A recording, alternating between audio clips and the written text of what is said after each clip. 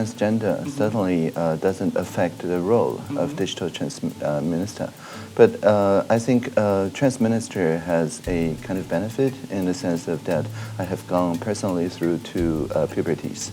And so even though digital is not strictly speaking about just ICT, it's also about the lived experience of how everybody experience new technology. So having gone through two puberties, I think enabled me to build more empathy with people in different circumstances and also their different takes on the space shaped by technology.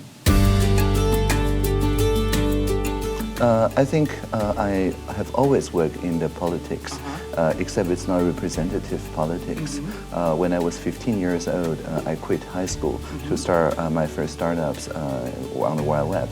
And because of that, I participated in what we nowadays call internet governance, which is also politics, but it's about the standards and norms and protocols that people on the internet use. Now what I'm doing, what I'm believing in, is that I'm taking the lesson that I learned as a 15 years old, that's radical transparency, civic participation, rough consensus, and so on, and taking it into the realm of everyday politics. I don't think there's anything that's particularly challenging as a trans minister. People generally accept me as I am, and when I was filing in my HR form, basically I filed none in the party affiliation because I don't belong to any political parties. And next to it is the gender field, which I also said none. And so it's kind of famous for a day or two, but then people forgot about it, and they generally accept me as being non-partisan and also post-gender.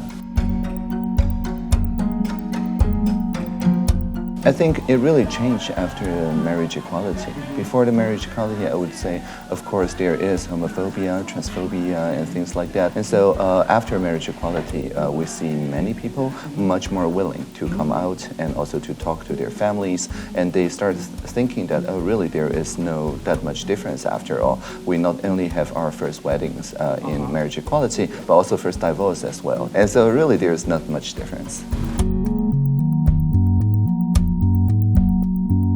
Yeah, I think LGBT right is human right. So we're not specifically saying just LGBT right, but all human rights in general, right? That people deserve equal treatment regardless of their ethnicity, their different languages, their different cultural identities, and things like that. In Taiwan, we have a specific way to ensure that. That is the dashboard of gender equality. So gender equality dashboard is a novel impact assessment way. All the different regulations, all the different policies must go through gender impact assessment. And the Gender Advisory Council is assembled by ministers on one half and with the civil society organizations on the other half, but with CSOs having one more vote than the ministers. And so that not only ensures that the CSOs keep us honest, but also those independent assessments are also assessed by the external experts on gender issues. After 12 years of keep measuring the impact, I think the general awareness of the public service has really increased, and that prepares the public servants to adapt to, say, marriage equality or any other LGBT-related issues. This is what we call gender mainstreaming. So we're actually rolling out a new EID card starting next year. And in it, we have made room for people with a neutral gender.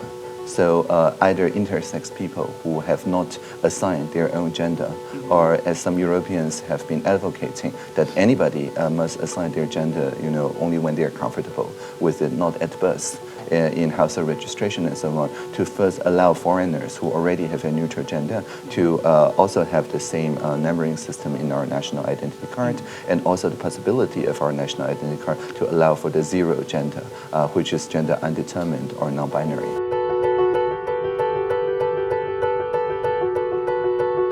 Yeah, I think definitely we're trying to export our system because in the Taiwan Act, we can allow legally weddings with foreigners that are marriage equal, but only if their jurisdictions also admit marriage equality. And so if the jurisdiction doesn't allow marriage equality, there's no way in the Taiwan law to recognize that particular wedding, even if they are wed in Taiwan. So when two same-sex couples wed, they have exactly the same right and privileges as the civil code, heterosexual couples. And so this creates a new kind of relationship, and that made the conservative people that cares about how families need to be changes norms and so on, it gives them much more time and room to evolve concerning the same-sex couples. So I think because our civil code is very close to that of Japan, for example, I think our next step is just to export this kind of idea and see that if it can take hold in East Asia. Yeah, I think the LGBT community will be much more visible. Already we're seeing a lot more commerce and economy around the wedding industry, right? But it's not just wedding, it's all sort of different social configurations that can give rise to different norms and things like that. And so I think the society will become much more tolerant, and people will start focusing on the other parts of the society that are at the moment more excluded. For example, people who don't have voting rights because they're new immigrants or they're migrant workers and things like that. And I think those issues, those social issues, so all these ideas are encouraged first by women's equality and now by LGBT equality, and like all the different human rights camps work naturally together to transfer their experiences and their strategies to enable more excluded people to enjoy the same human right in Taiwan. Well, I think just reading the translation of our gender mainstreaming efforts, our gender impact analysis, try to integrate that into the awareness of the public service. I think that's the most important, because in Taiwan, after 12 years of keep assessing like this, we have one of the highest percentage of women in our parliament, almost 40%, which is pretty high by Asian standard. So I think that is the result of people looking at generations of role models of people participating successfully in politics, in public affairs, encouraging more girls and women to choose public affairs as their mission and their career. And once they do so, of course, it has a ripple effect so that the LGBT people can be more included also in the discussions and things like that. So just, I think, make it something that is normal over the course of a long time, like 12 years, and a new generation will actually have a more open mind and will be able to have the languages and the ways to convince or to communicate with people of older generations to find out in a creative way what would be the best strategy to legalize marriage equality.